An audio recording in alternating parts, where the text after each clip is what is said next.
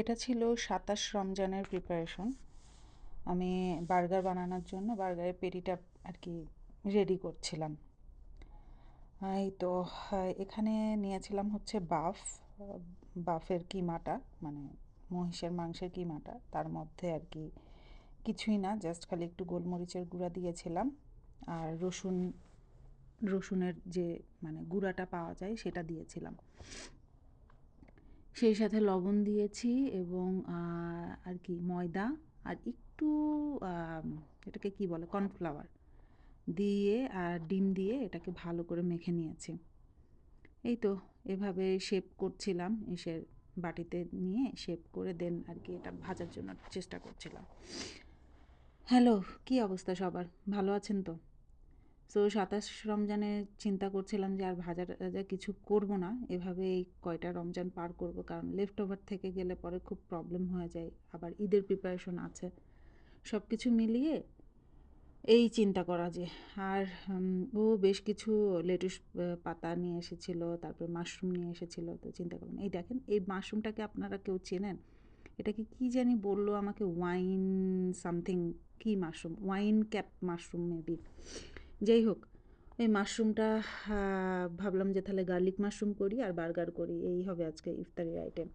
আর বাহিরে কি সুন্দর ওয়েদার ছিল আজকে, ওফ। যাই হোক, এর মধ্যে আমি মাশরুম কুটাকাটি শুরু করে দিয়েছি। আর ওইদিকে আমার ছানা পায়ের কাছে খেলছে, তো ওকেও বারবার একটু দেখছি। তো এইভাবে আর কি, সরি, ঠান্ডা আমার সবসময়ই থাকে আর কি। এই তো এই কুটাকাটি করছি আর ইন দ্য মিন টাইম ওকেও চেক করছি বারবার। এই করতে করতে আর কি এদিকে পেটিটা হয়ে গিয়েছে ঠিকই, বাট আমি আসলে ২ সাইড করছি, কি বলে এটা, ডার্ক করার জন্য রেখে দিয়েছি। সো ডার্ক করবো, ওই সাইডে পেটিটা হচ্ছে আমার অলরেডি। সো আমি এখানে আর কি মাশরুমটা কেটে নিয়ে, গার্লিকটা কেটে নিয়ে রেডি করে রাখবো। এখন এর মধ্যে ওর বাবা চলে আসবে, সো ওকে ধরলে পরে আমার জন্য আর কি ইজি হবে কাজটা, কারণ ও বারবার পায়ের কাছে আসছে, খারাপ লাগছে। ছোট মানুষ না, ধরার কেউই নেই, এভাবেই কাজ করতে হয়। তো যাই হোক, এখন সে আর নিচে খেলবে না, তো কোলে আসলো আর কি। তো ওকে কোলে নিয়ে আর কি করছি, কি করব, কারণ ও ওইভাবে জ্বালায় না, ও একা একাই খেলা করে অনেক সময়। বাট হয় না, বাচ্চাদের, আমাদেরই তো অনেক সময় একই রকম তো ভালো লাগে না, তাই না? তো ওরা তো বাচ্চা, ওদের তো এখন মাথার মধ্যে কত রকমের কত খেলা থাকে। সো এই তো এই হচ্ছিল। আর এইদিকে ওর বাবা চলে এসেছে অলরেডি, এসে চেঞ্জ করে ওকে নিয়ে আমাকে বলছে, তুমি বার্গারের যে পেটি বানাচ্ছ, আমি তো বার্গারের বানানি নাই। তখন বলেন মেজাজটা কেমন লাগে? এইদিকে ঝড় উঠে আসছে, আমি জাস্ট, আমার মেজাজ ২ মিনিটে খারাপ হয়ে গেছে, কারণ আমি সকালে একবার ওকে বলে দিয়েছি, ফোনে বলেছি, আবার লিস্টেও দিয়ে দিয়েছে। তারপরে একটা মানুষ কীভাবে ভুল করে? যাই হোক, ওর বেবি হবার পর থেকে ও বেশি অরিড থাকে বাসায় আসার জন্য, ও যত তাড়াতাড়ি অফিস থেকে আসতে পারে।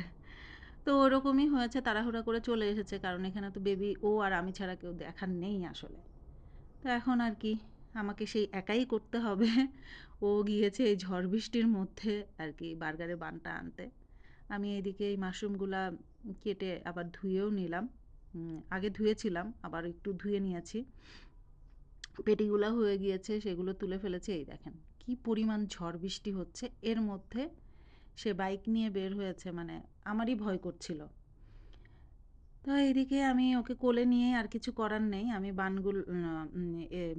কী বলে, মাশরুমটা চড়িয়ে দিয়েছি। তারপরে তো ও আসলো, বাসার কাছেই অবশ্য সুপার শপ, তো যে কারণে তাড়াতাড়ি হয়েছে। তো আর এইদিকে লেটুস পাতাগুলো একটু ধুয়ে নিচ্ছিলাম। এই তো এখন বার্গার বান বানাবো। বার্গার বান এদিকে চুলায় দিয়েছি, আমার মনে নেই, হালকা একটু পুড়েও গিয়েছে। কিছু করার নেই, আমরাই খাবো। আর এইদিকে মাছটা এত তাড়াহুড়ো, আর মাত্র ৭ মিনিট ছিল ইফতারির। তো হ্যাঁ, ওটা ঢালতে গিয়ে মাস্টার সসটা পড়েই গিয়েছে ওখান থেকে। পরে আর কি করব, ২টা বানের মধ্যে ওইটা আর কি আর কি ভাগ করে নিলাম। তারপরে তাড়াহুড়া করে রেডি করলাম। যদিও ও ইফতারের টাইমে ইফতারটা করে না, ও বেসিক্যালি পানিটা খায়, খেজুরটা খায়, খেয়ে জাস্ট নামাজটা পড়ে আসে তারপরে ও খায়। এর জন্য ওর কোনো তাড়াহুড়া নেই। ও সবসময় বলে, "ধীরে, ধীরে, ধীরে তুমি কেন এত তাড়াহুড়া করো? কেন এত তাড়াহুড়া করো?" বাট হয় না যে ইফতারির টাইমে টেবিলটা গোছানো থাকবে না, কেমন লাগে না? এটা আর কি আমার লাগে। এই আমি তাড়াহুড়া করে যে কি করছিলাম উপর নিচে, নিচে উপরে কোনো মতে। এদিকে আমি একটা চিজ দিচ্ছিলাম, ও বলে, "না আমি ডাবল চিজ খাবো।" আর কি করব? আবার ডাবল চিজ দিলাম। তো যেটা হয়েছিল পেটিগুলা আরেকটু চিকন হলে পরে পেটিগুলা মোটা হয়ে গিয়েছে। যাই হোক, টেস্ট তো ভালোই ছিল। ঘরের বানানো বার্গার আর কতটুকু কি হবে? তো এই তো আরেকটা বার্গারও রেডি করছিলাম। যদিও আমি খাবো না। বাট ওর বেসিক্যালি হয় মানে ও খেতে পারে। ভালোই মানে ওর আছে। তো ওই খাবে দেখা যাবে ঘুরে ফিরে যদি থাকে।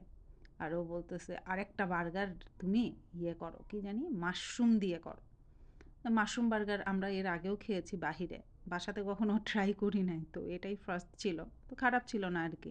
তো একটা মাশরুম বার্গার করেছিলাম। আর এদিকে আর এইদিকে বেবির আরকি প্যানকেক ছিল, সেই প্যানকেকটা খাওয়াচ্ছিলাম। আর এখনও আমি ওর সাথে ঝগড়া করছিলাম। তো এই খেতে বসলো ফাইনালি। তো এই করতে, করতে ও আমাকে যথেষ্ট মানে করার ট্রাই করতেছে যে, "এরকম হতেই পারে। এই সেই ঝড় বৃষ্টির মধ্যে গিয়েছি তো কী হয়েছে?" তো ফাইনালি আরকি শেষ হলো। এইদিকে এই যে বেবি হাইকিং করছে আর প্যানকেক খাচ্ছে আরকি। এভাবেই চলছে।